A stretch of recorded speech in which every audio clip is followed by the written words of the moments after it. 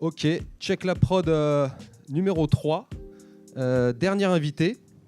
Kerpak à la prod. Tout à fait. C'est bien ton nom, ton blaze de beatmaker? Ouais, en vrai, c'est mon blast sur Insta. C'est Kerpak à la prod. Je suis pas très attaché à la prononciation. Ok. Et donc, tu nous viens d'où? Moi, je viens de Rennes. Donc, j'ai vécu là-bas tout le temps. J'ai bougé vite fait.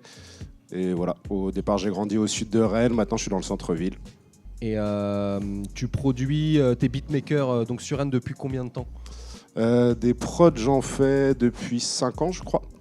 Avant, j'étais guitariste. Enfin, je suis toujours guitariste, ça n'a pas changé. Mais j'ai commencé la guitare il y a 20-25 ans, je pense. Ça fait un bout de temps. Et j'ai commencé à faire des prods, je crois, juste à peu près au moment du Covid.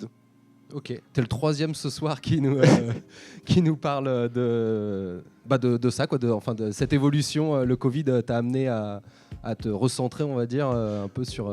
Il y avait le Covid avec le temps qui était dispo. Et moi, j'avais plus le truc de... Je commençais en fin d'études. Et du coup, j'avais plus de temps, plus de boulot à faire en dehors. Donc du coup, je suis en mode, vas-y, je voulais trop apprendre plein d'instruments différents. Mais vu que j'ai déjà appris la guitare, je savais la tare que c'est d'apprendre un nouvel instrument de zéro. Et du coup, les prods, déjà, je savais pas que ça allait être un bourbier pareil et qu'il fallait apprendre le mix, l'arrangement, etc. Mais j'étais juste en mode, trop cool, je vois le fonctionnement d'un piano et je peux direct faire des violons, des trompettes, jouer du piano, etc. Donc tu avais la base, on va dire, l'harmonie, la mélodie, déjà connaître les tonalités, comment les instruments fonctionnent. Avant de parler de musique de MAO, ton univers en tant que guitariste, c'était ou c'est toujours, quel style de musique ou un peu de quel univers tu viens avant de passer à la MAO? Avant, vraiment, la guitare, c'était énormément de rock, rock des années 60, les Stones, les Clash, etc. Pas mal de blues et de jazz. Je me suis fumé avec Muddy Waters, B.B. King, Robert Johnson. Et un petit peu de soul et pas mal de folk aussi, Bob Dylan. Mais du coup, rien de rap. Et même, petit, j'écoutais pas mal de rap. J'ai lâché pour écouter tous ces courants-là pendant peut-être 15 ans. Et après, je suis revenu justement vers le rap à beaucoup plus diguer, quoi. Ok. Et donc, justement, la musique assistée par ordinateur t'a réorienté vers le hip-hop parce que tu aurais pu faire autre chose. On échangeait avant avec Lord Méoloron qui fait aussi de la MAO, mais avec un univers peut-être pas pur hip-hop. Toi, tu as voulu tout de suite commencer à produire du hip-hop ou tu as essayé d'autres choses, tu as tâté un peu En vrai, assez vite, ça a été du hip-hop. La toute première truc que j'ai fait, c'était une sorte de valse classique, rien à voir avec du rap. Et après, je me suis... En fait, ça m'a pas intéressé de faire de rock, par exemple, parce qu'on aurait peut-être été plus logique venant ce que j'ai fait avant. Et assez tôt, c'était vraiment du rap. Je pense que c'était surtout pour le fait de programmer les drums, où je voyais plus, du coup, l'outil qui me permettait de faire ça que je pense, vu que je suis attaché à l'écoute que j'avais de disques. Pour moi, le rock, c'est avec un batteur, même si tu peux le faire avec de la MAO, quoi, mais il y a un peu plus le truc, c'est du live, et du coup, le fait de faire de la MAO, le genre qui s'y prête le plus, c'est le rap, et du coup, vu que j'en écoutais à balle à ce moment-là, c'était cohérent, quoi. Et c'était quoi les influences à ce moment-là? Qu'est-ce que on va dire, qu'est-ce que tu cherchais un peu à approcher en termes de musicalité, ou qu'est-ce qui t'intéressait? En vrai, j'ai surtout voulu apprendre, donc je suis allé dans tous les courants qu'il y avait. Enfin, je diguais les nouveaux trucs. La Jersey, j'ai fait je sais pas combien de prods au départ parce que je découvrais ça. Enfin, au départ, c'était le boom bap et la trap. Après, il y avait la drill. Quand la Jersey est arrivée, je suis en mode, vas-y, il faut faire que ça. Mais j'ai passé énormément de temps à explorer plein de styles différents jusqu'à il y a quelques mois où j'ai essayé de plus cadrer. Mais au départ, j'étais plus... En fait, j'écoutais des sons d'artistes très différents et j'étais en mode, je vais faire une prod dans ce style.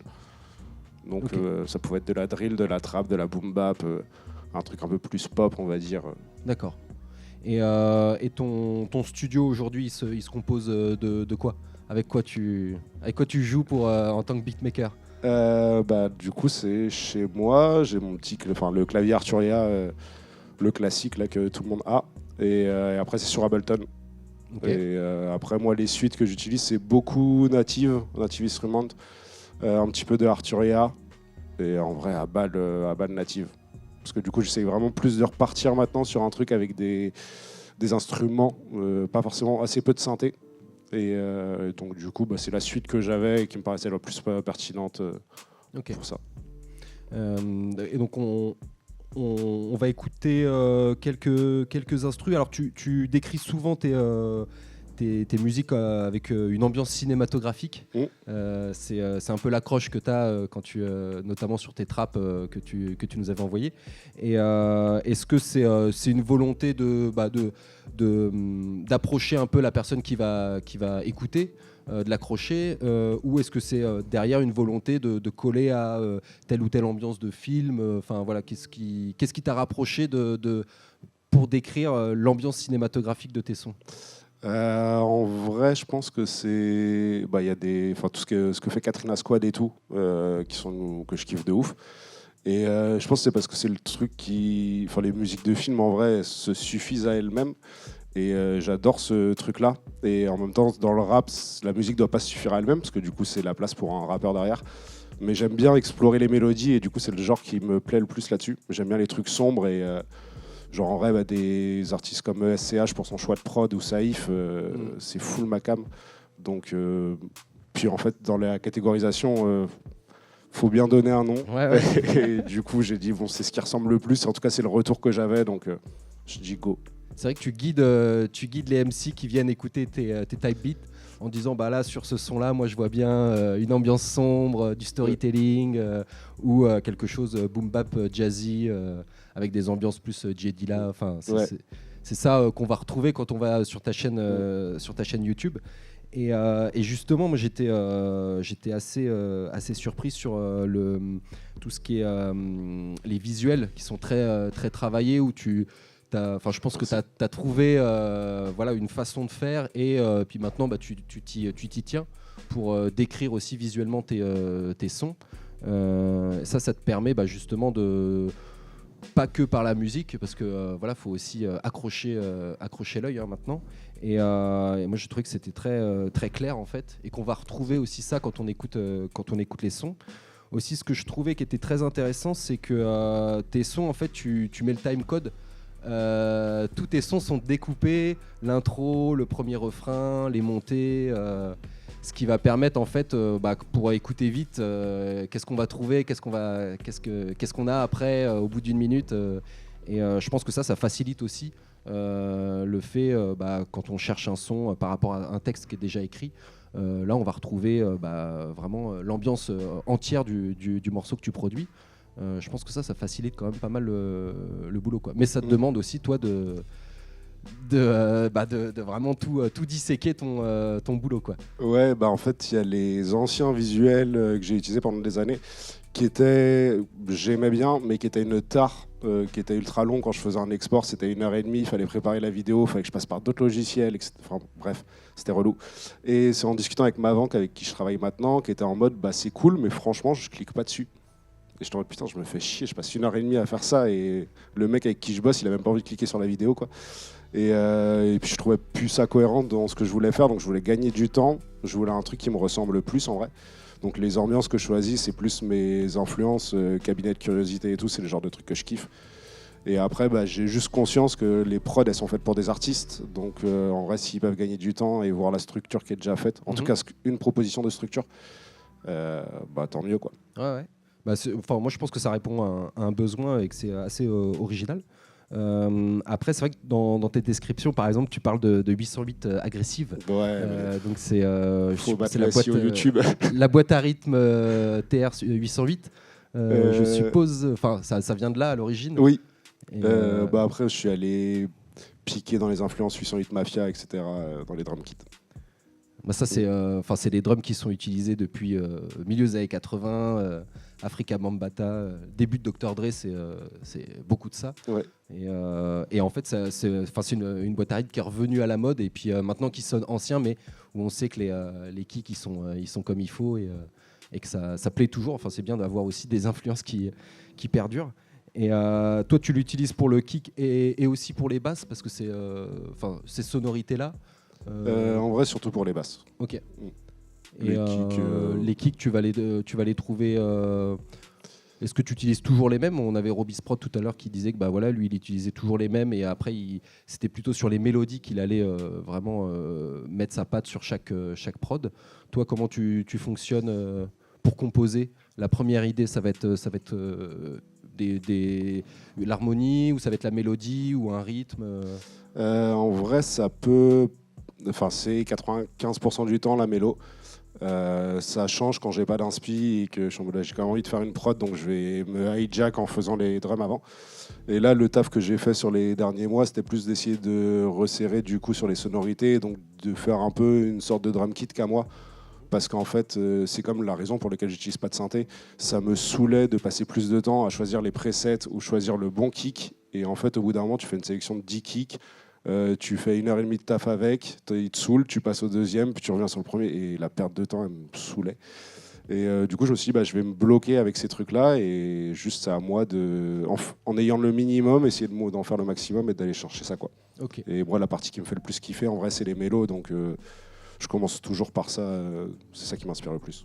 Et c'est vrai que tu t'astreins, et c'est aussi une de tes accroches sur ton Insta ou ta chaîne YouTube, tu t'astreins à un rythme, à une fréquence de publication, de production, donc c'est qui est assez soutenu, je pense, ouais. je trouve. Après, je suis pas beatmaker, mais c'est 2 sons par semaine, c'est ça? Ouais, il y a 2 sorties de son par semaine. Il y a un qui est plus soul et jazz le mercredi et un plus ciné sombre le dimanche.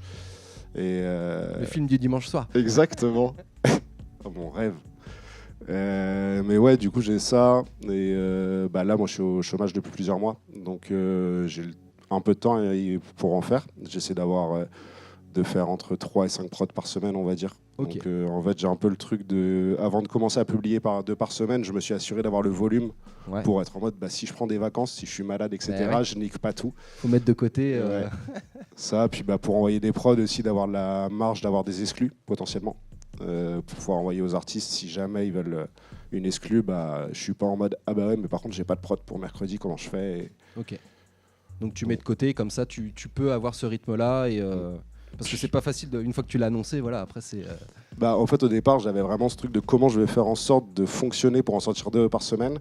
La finalité, c'est que bah, j'ai encore plus de temps et je kiffe en faire. Donc en fait, pendant décembre, je voulais vider mon stock d'anciennes prod. Et du coup, je crois que pendant 10 jours, j'ai dû sortir 15 prods parce que j'étais juste en mode je veux les écouler. Et en fait, je sortais des prods que j'avais fait il y a 9 mois. Et je suis en mode c'est même débile parce que en fait, j'ai évolué entre temps. Et du coup, je sors un truc... les gens ont l'impression que c'est la dernière que j'ai fait alors qu'elle a 9 mois. Donc voilà, au final, maintenant, j'ai plus de stock que ce que je sors. Donc, problème de riche, tant mieux. Et tu parlais de MC Mavank, donc qui est sur Rennes maintenant, avant qui était plus sur le secteur de Saint-Malo il y a quelques années. Tu as un projet qui est sorti récemment avec lui. Et donc tu bosses pas mal avec lui, il te fait des commandes ou il prend des prods que tu avais déjà en stock ou avec Mavank, on s'est capté. En fait, lui quittait son taf, moi aussi, donc on s'est capté comme ça. Ça a bien matché et en vrai, il a écouté un peu. Il avait envie de faire un projet, pardon. Et il n'avait pas forcément de beatmaker, donc on a commencé à bosser ensemble. Au final, de fil en aiguille, j'ai fini par faire DJ sur ses dates, avoir une résidence à Pasteur et tout. Et puis, bah, juste un pote maintenant, donc on a commencé à bosser. Et là, en fait, on est sur un projet d'album pour l'année prochaine, avec du coup une sortie de single par mois. Donc là, avec Lonely, qui était le premier qui est sorti. Ouais. Et donc 4-5 autres qui vont sortir en juin, enfin d'ici juin. Et en fait, le fonctionnement que j'ai avec lui, c'est qu'il a accès à mon drive. Donc dès que j'ai terminé une prod, il peut écouter. Et après, il me dit s'il la bloque ou pas. Mais du coup, sur les singles et tout, c'est pas forcément de la prise de commande. Il me donne des influences et après, on voit si ça match ou pas. Okay. Et sur le projet d'album, là, c'est moi qui veux apporter quelque chose. Et après, bah, ça rentre dans son univers et vraiment en mode projet commun, quoi. Ok. Et sur Rennes, vous faites, ou tu fais partie aussi d'autres collectifs tu as d'autres collaborations sur Rennes? Alors sur les prods, pas tant, en tout cas rien de fixé pour l'instant. Après on est assez proche de Juno, qui est un artiste aussi, qui est avec nous dans l'association 936 Prod. Yes. Et donc moi je suis DJ pour ces dates. Et donc du coup il y a des prods potentiellement, il y aura des feats Mavank, Juno sur des prods à moi ou peut-être autres. Ok. Et donc on peut te retrouver, alors tes sons, tes type beats, tu les as sur ta chaîne YouTube. Ouais. Tu es aussi sur BeatStars, je crois. Ouais, c'est ça. Avec donc les mêmes visuels. Tu proposes donc des formes classiques, enfin des formules classiques MP3, Wave et puis en multipiste. Ouais. Est-ce que tu as d'autres plateformes sur lesquelles tu publies? Non, j'ai SoundCloud à côté sur lequel je publiais. Okay. Maintenant, c'est les 3 sur lesquels je publie et que j'alimente avec la bataille de faire un peu connaître la chaîne et de battre le SEO YouTube, d'où les 808 agressives, etc. parce que ça fait du référencement. Okay. Et après, en parallèle, moi, je contacte des rappeurs pour voir si c'est possible de faire des collabs ou s'ils sont intéressés par les prods, etc. quoi. Ok, donc tu as tout on va dire un répertoire de rappeurs sur le secteur rennais ou même ailleurs, hein, puisque ça... En vrai, c'est ailleurs. J'essaie vraiment d'aller chiner sur Insta, etc. C'est pas forcément la partie la plus agréable. Ouais, c'est comme du démarchage. Ouais, c'est totalement du démarchage. Ouais. C'est une autre façon, c'est pas pour des dates, mais c'est pour essayer de placer des sons. Ok. Et du coup, à ce moment-là, c'est d'aller identifier des artistes qui ont une vibe à peu près similaire et de discuter de ça avec eux, quoi.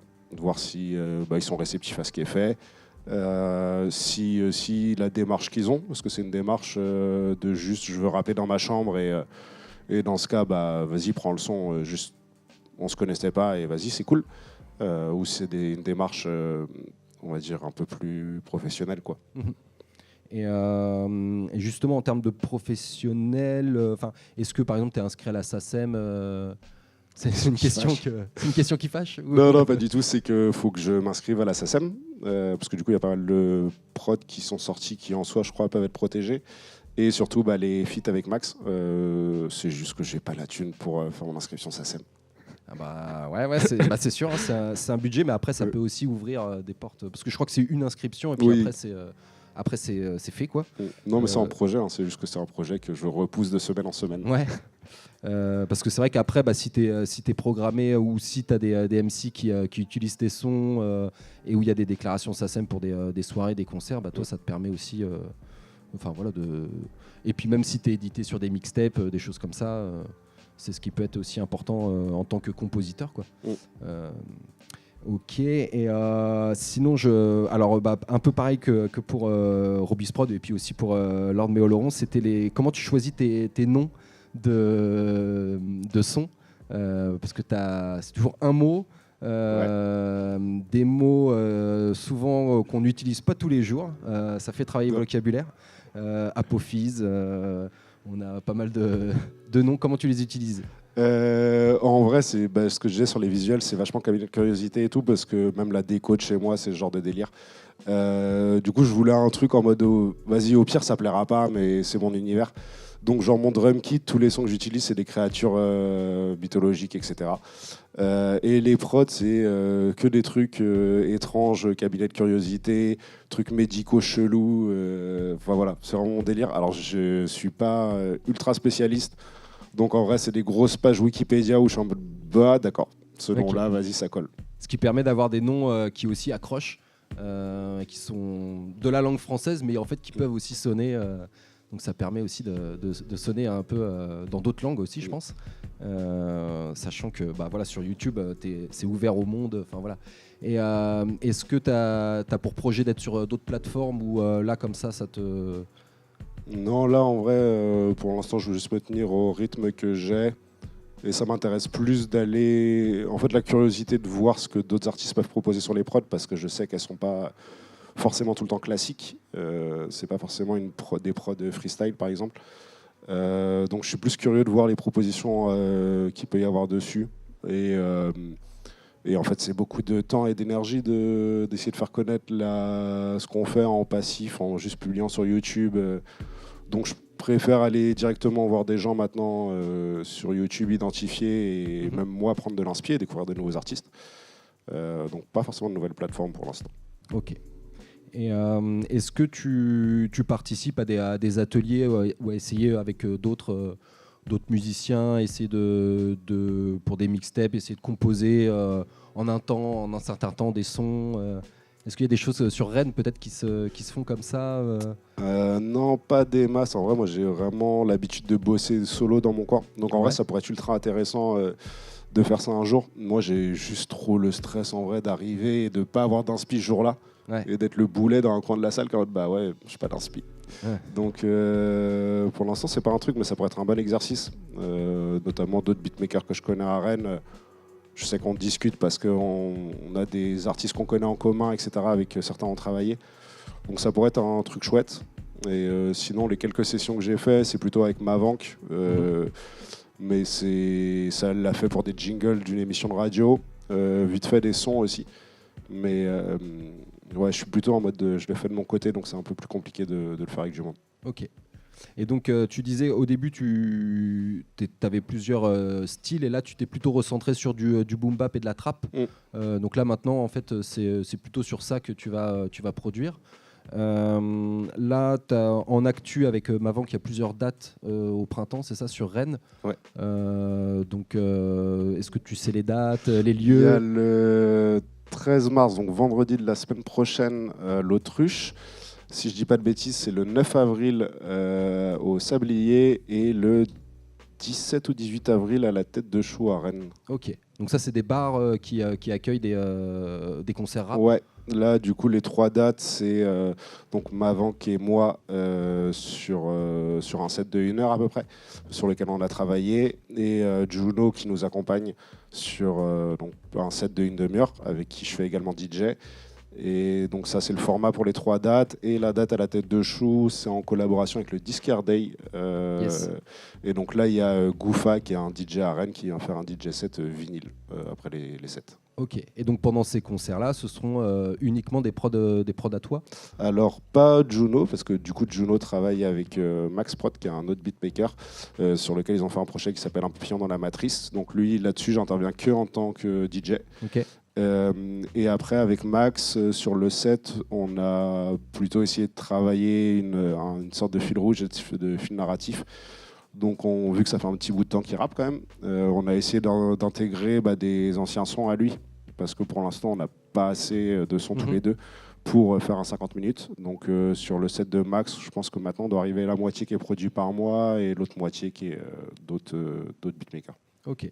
Et donc ton activité de DJ, c'est pour poursuivre en live en fait ce que tu fais en tant que beatmaker. Ça fait longtemps que tu fais du DJing, ou tu t'y mets récemment Alors en vrai je dis DJ parce que c'est le mot qu'il faut utiliser, mais je suis là, je sais pas scratcher.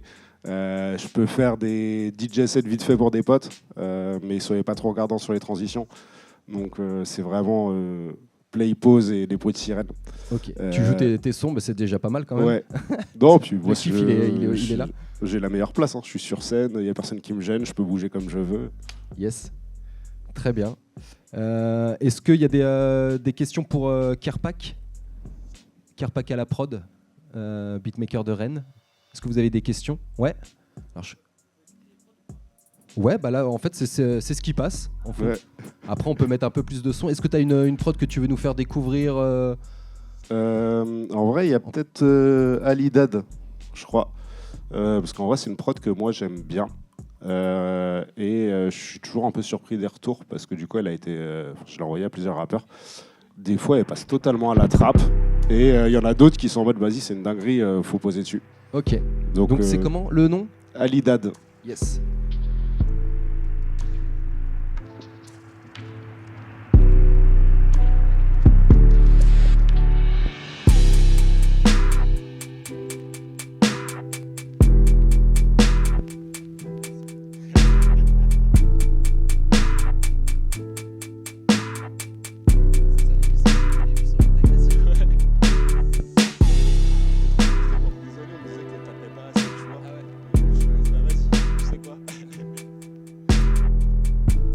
Est-ce que vous les entendez, les 808 agressives là?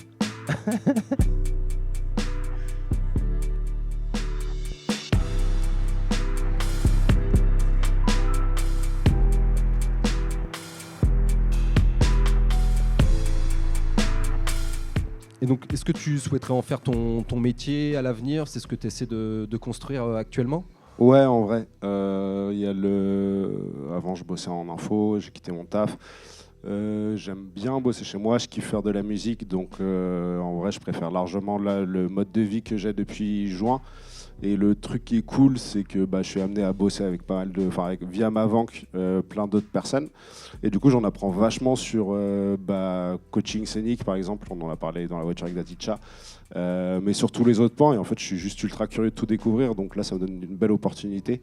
Et donc, ouais, en vrai, si je pouvais vivre de ça, pas que faire des prods. Genre là, je suis content de bosser sur un projet avec ma banque.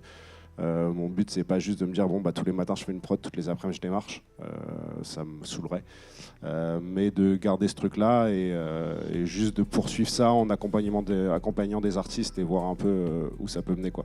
Ok, très bien, c'est ce qu'on te souhaite en tout cas. Merci beaucoup. Merci à toi, Kerpak. Merci beaucoup pour l'invitation. Merci à toi.